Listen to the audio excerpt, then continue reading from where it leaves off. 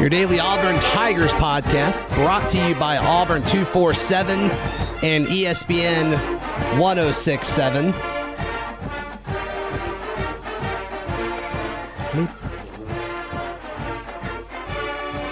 So I think the offseason hype is at an all-time high.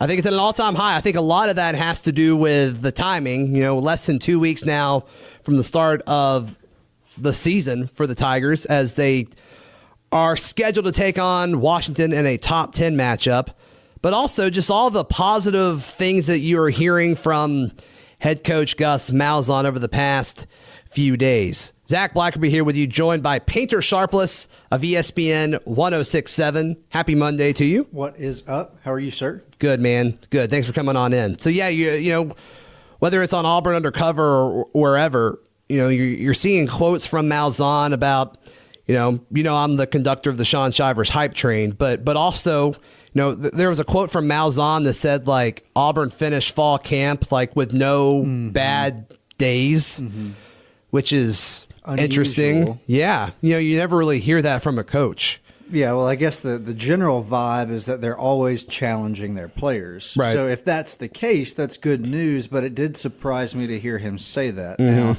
I don't think that it suddenly means that this coaching staff isn't pushing their team, but again, sort of a different approach to how we often see Gus Malzahn and other SEC coaches, for that matter, handle the media. Yeah. I mean, you know, you look around the SEC and it's just like nitpicking everything. Yeah.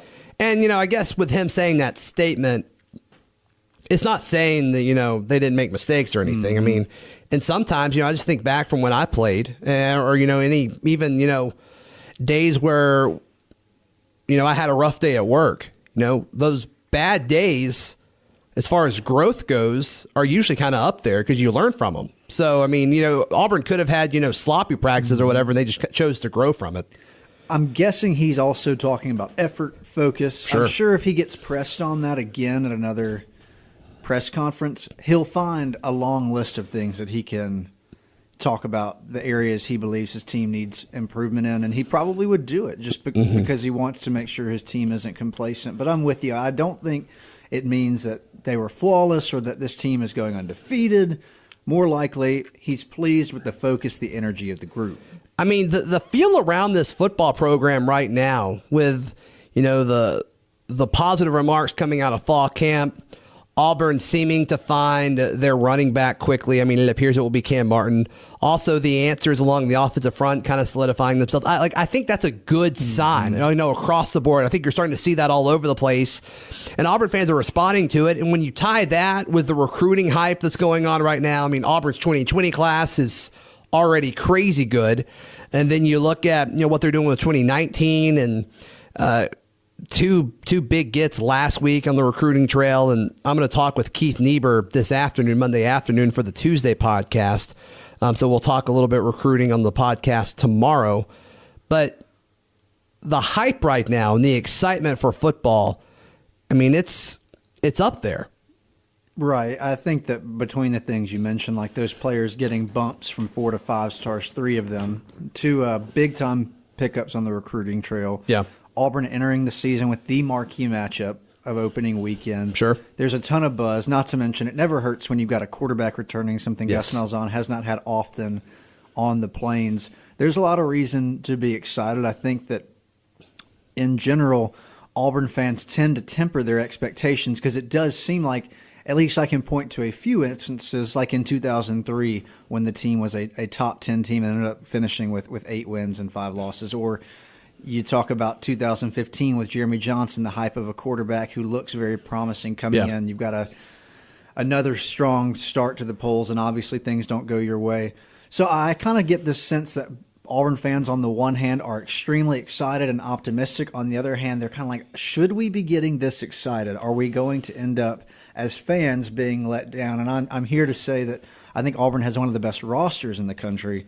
But as we've talked about, that schedule is going to be difficult. But this has been a phenomenal couple of weeks for Auburn in fall camp, leading up to a very exciting season. So less than 2 weeks away from the start of kickoff. In your mind, what should Auburn's goals be over the next 2 weeks? Well, as you said, it seems like they've started to really nail down questions on the depth chart that they didn't have answers to. You'll see Auburn, I would imagine, beginning this week, starting to turn their focus fully to that first game against Washington.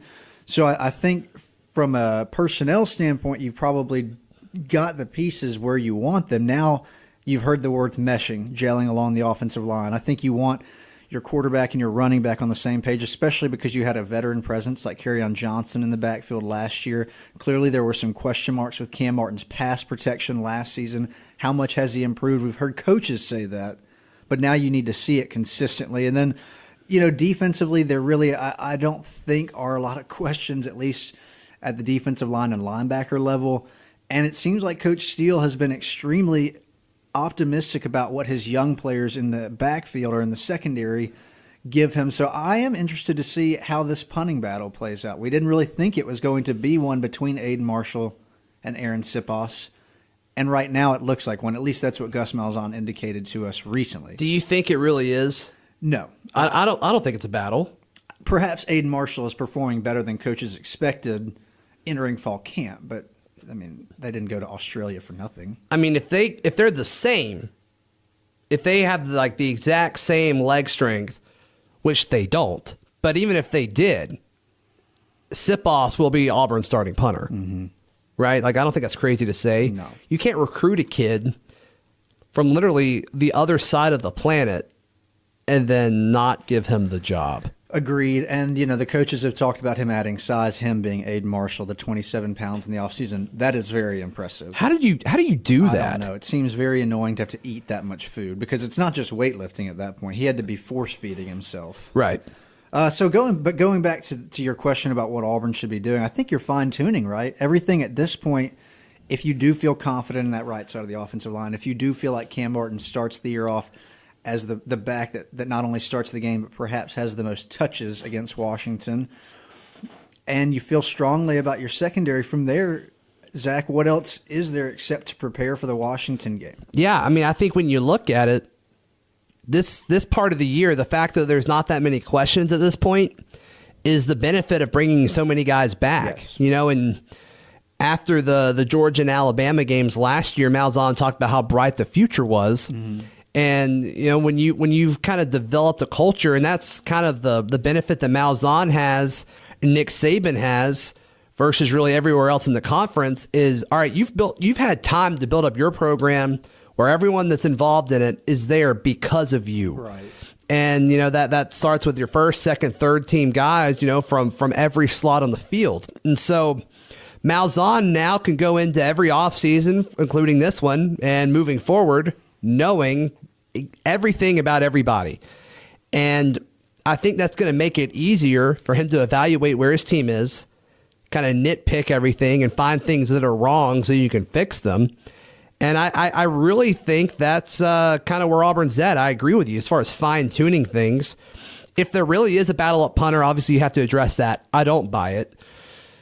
It could be a fine problem to have, by the way, to make sure Siposs is focused. And I don't have an competition's issue. Fine. Yeah, I don't have an issue with it, but I think I'm with you. I don't think it's truthfully going to be Aiden Marshall's to win. Right. And then, just getting these freshmen that, all these assistant coaches are talking about, all right, they're going to get on the field, get them ready both mentally, physically, from a scheme standpoint.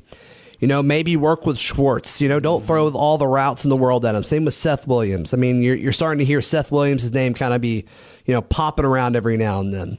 And then, Sean Shivers and Harold Joyner, I think more so Shivers and Joyner, but it's like, all right, you're saying he's going to play. So, install those packages, whether, because I don't think he's going to play at true running back this year, but he could, and if he does, make sure he's comfortable in those situations. And if not, if he's going to be a gadget guy, install those packages, install those plays and kind of get everybody comfortable with him, So as far as, what does Auburn need to work on now? They need to focus on Washington.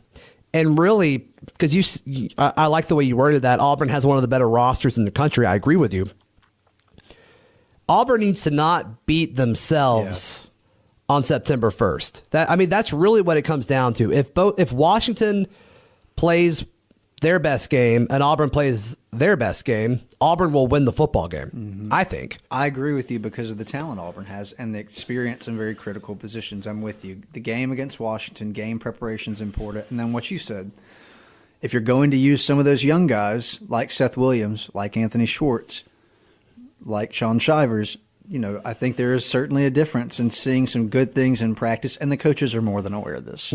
But there's a difference in seeing some positive bursts, some upside in practice versus them getting in front of people in a nationally televised game and saying go.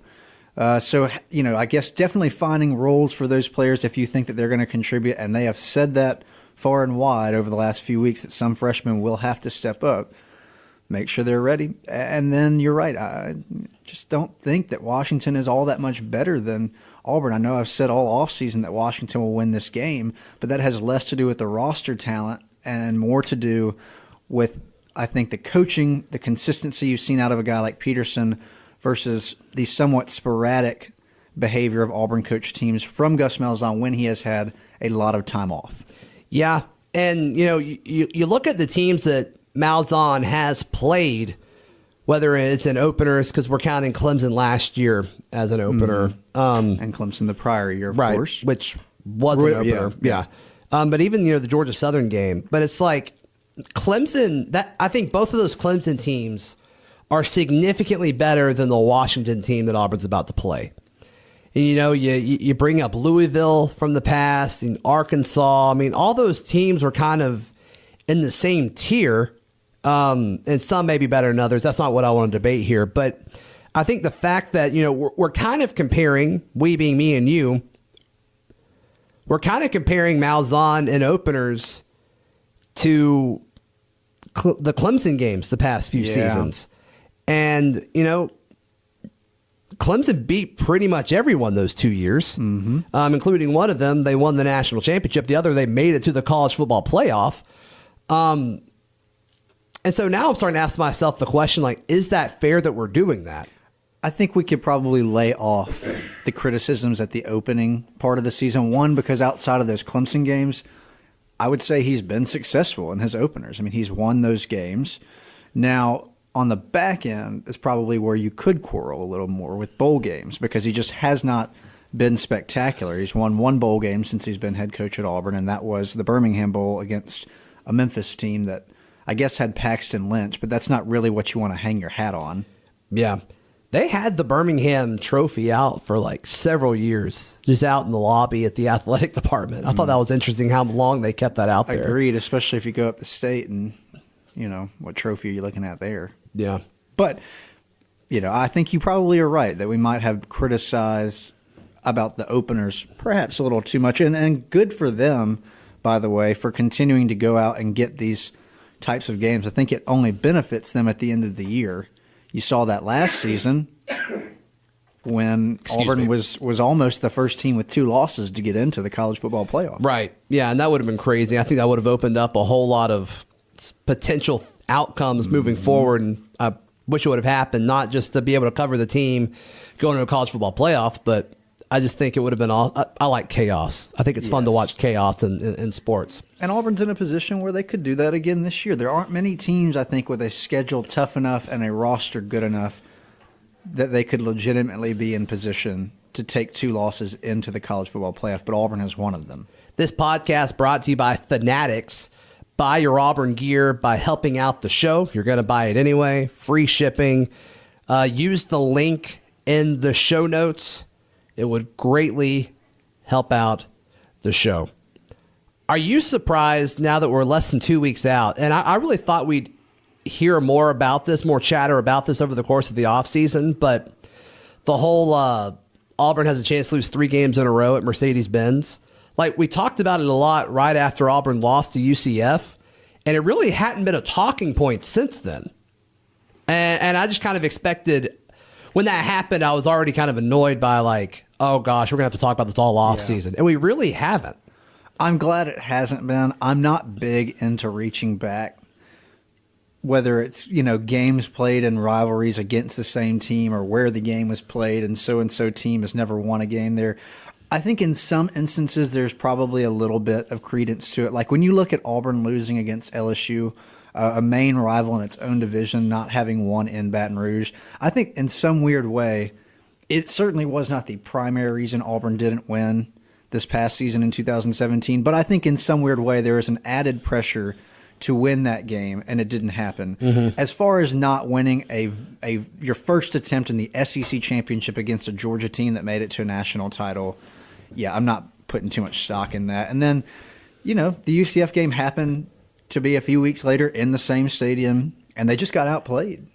Yeah, I mean, you could tell Auburn didn't want to be there. So I get it. I get why people think that's sort of weird, and that, relative to some of the success Auburn did manage to have in the Georgia Dome over the last few years, whether it was in SEC championship games or Chick-fil-A bowls, sure. But that's not something that I think I'm with you on that. I don't think it's worth a lot of discussion. Shorter show today because we have to get to a meeting in 3 minutes. So quickly, how was your weekend? Man, I had a good time. I appreciate you letting me get off on Friday. That was really helpful to get down to the beach, and it was really good to see those guys from school. Went down for a fantasy draft, right? Yeah, had ours in Birmingham with you and Rich, and then had it with friends from school. Did any Auburn players go way too early?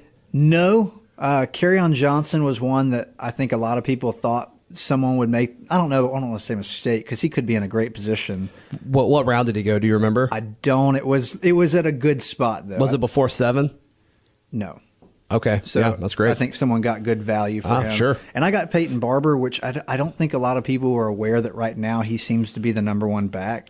Ronald Jones, the guy that Tampa drafted in the second round to start over Peyton Barber, has more carries this preseason than yards. Mm-hmm. So and Peyton's killing it.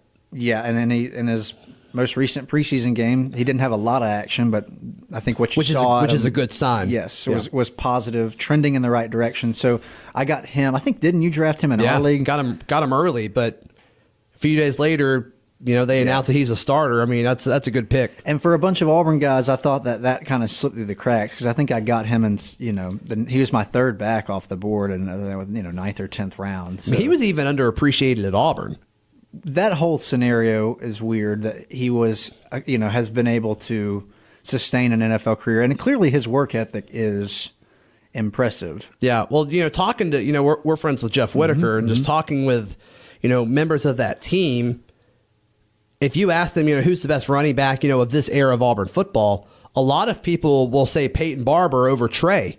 Guys that were teammates with both of them, which kind of blows my mind. But from what we saw as spectators, yeah. I mean, it's just odd. They almost seem reluctant at times.